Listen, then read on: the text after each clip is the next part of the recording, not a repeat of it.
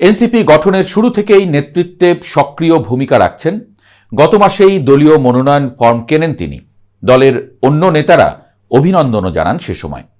তার আসনে অন্য কাউকে মনোনয়নও দেয়া হয়নি। একইভাবে ঢাকঢোল পিটিয়ে ঢাকা ৮ আসনে প্রার্থী করা হয় রিকশা চালক সুজনকে, কিন্তু তিনিও নেই এনসিপির প্রাথমিক তালিকায়। তবে সবচেয়ে বেশি আলোচনা দলের সিনিয়র যুগ্ম আহ্বায়ক ডাক্তার সামান্তা শারমিনের জায়গা না হওয়ায়। এনসিপি গঠনের শুরু থেকেই নেতৃত্বের প্রথম সারিতে ছিলেন তিনি। এবারও নির্বাচনে রংপুর ১ আসনে মনোনয়ন চেয়েছিলেন সামান্তা। আসিফ বা মাহফুজ যদি এনসিপিতে যোগ না দেন, তাহলে কোন দলের হয়ে নির্বাচন করবেন তারা?